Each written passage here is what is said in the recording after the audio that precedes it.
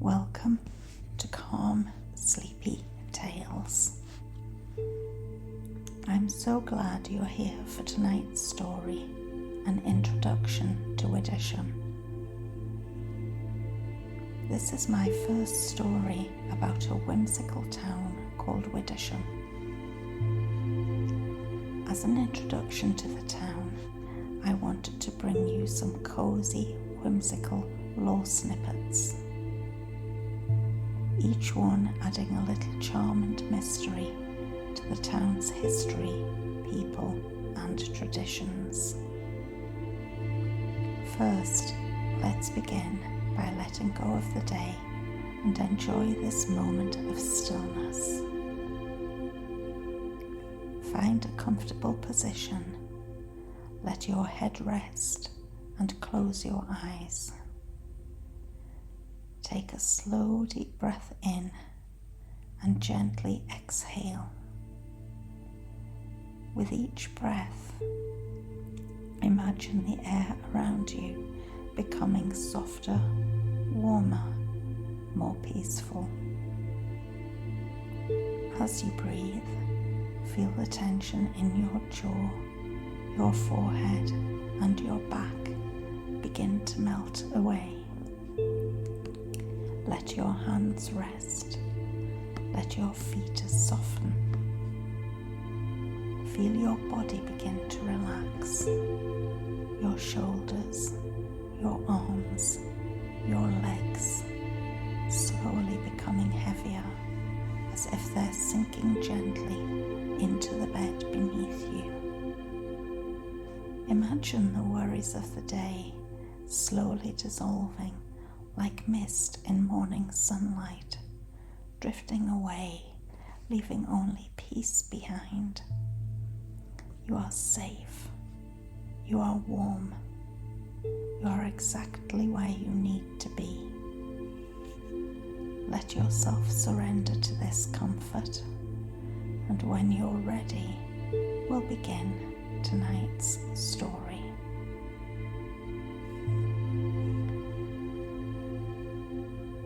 In a fold between the hills, where morning mists rise like warm breath and the trees murmur age-old lullabies, lies the town of Widdersham.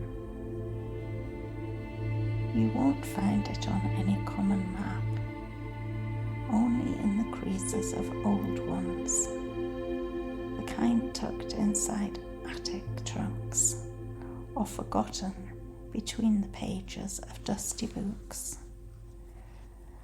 Widdersham welcomes those who wander, those who hope, and those who believe that small things matter greatly. On the cusp of spring, when the breeze still wears a coat of winter chill, a stranger arrived by foot along the old loaf lane, boots scuffed, coat patched, and eyes bright with the sort of curiosity that Widdersham likes best. She was first greeted not by people, but by the cobblestones themselves. Thimble Alley, the narrowest in town, is said to speak secrets after dusk. As the stranger passed with empty pockets and a heart as gentle as a lullaby, the cobbles beneath her feet murmured, "Stay, you'll find what you forgot you were looking for." She paused, blinked, and shook her head. But something about the whisper made her smile, and so, with a curious heart, she wandered deeper. At the heart of Widdersham stands its ever-ticking clocktower, whose brass hands haven't faltered in over 2 centuries. Through rain, blizzards, or the occasional over-enthusiastic maypole incident, it ticks on, Townsfolk say it is powered by a single gear, crafted by the original clockmaker Artemis Venn, who vanished on the very day it began to tick. Every now and then, a new child in town claims to see a man in a top hat winding the gears at dawn. None have caught him. Near the tower, the sweet scent of a rich chocolate leads you to Leclerc's chocolatier, where velvet truffles and honeycomb shards gleam behind glass. Madame Leclerc, with her riot of curls and eyes that know too much, smiles at every customer. Once a year, on the night of the spring equinox, a single knock may be heard just after midnight. If the visitor asks for the forgotten flavour, Madame Leclerc offers them a single truffle. Those who taste it claim it carries the warmth of childhood summers, laughter long lost, or the feel of being held. No one ever asks for a second. A turn down Bramble Way brings you to Tilly and Stitch, where bolts of fabric lean like old friends, and the scent of lavender sachets wafts in the air. Tilly herself is a woman of nimble fingers and sharper wit, and Stitch is her marmalade cat with a patchwork tail. Here you can buy a spool of thread spun from twilight, or yarn dyed with stormlight, but it is the threads of memory service that most come for.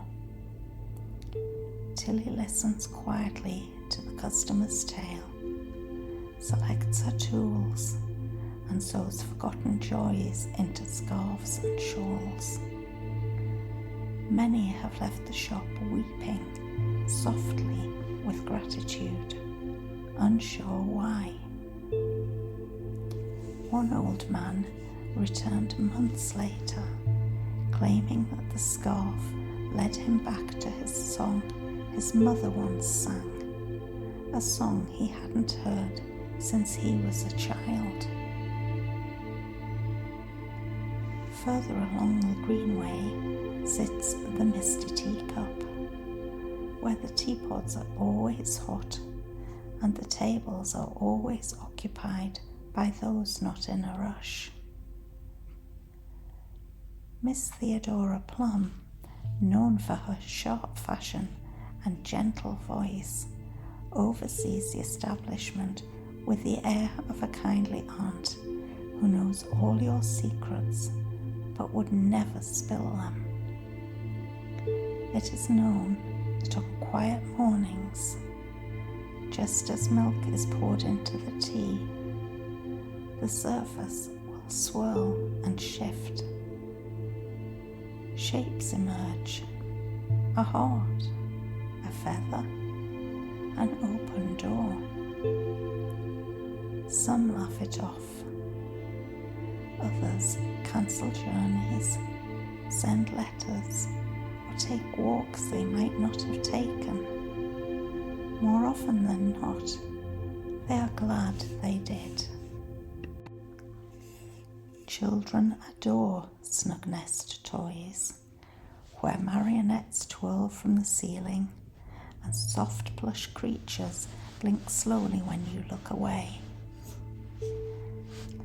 Old Miss Cobblewick, the toy maker, insists it's just the drafts and the magic of good craftsmanship. But every morning, the toys are never quite where they were left. The townsfolk turn a blind eye, especially since the toys never misbehave and sometimes seem to have chosen their new owners before a coin is spent. In flora and fauna, blooms never droop.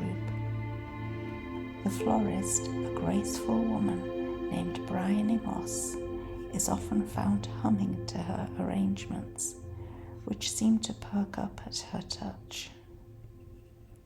She waters them with spring water drawn from a mossy well, said to predate the town itself. Locals insist that bouquets from flora and fauna stay fresh 3 times as long, and sometimes even shift their scent depending on the room. Bryony once gifted a bouquet to a grieving widower. He returned days later, eyes shining, saying the flowers whispered his wife's name when the wind blew. Next door at Thistle and Crumb, bread and pastries bloom like flowers. Baker Mabel Thistle rises long before dawn, assisted by a burly tabby named Crumb. It is said that on misty mornings, the scent of cinnamon buns is what lures the sun up over the hills. Second chapter bookshop is as hushed as a church, with shelves that sigh contentedly under the weight of forgotten stories. Miss Thorne, whose age is anybody's guess, claims to have read every book in the store. There are whispers about a particular book, one that shifts its contents depending on who's reading. No one admits to finding it, but every so often a customer walks out dazed, clutching a tome to their chest as though it answered a question they never asked aloud. Down the lane, Bramble and Boats, the town's ironmongers, rattles and hums. Tobin Bramble, the proprietor, is a wiry old gent with soot street glasses and a knack for making things work better than they ought.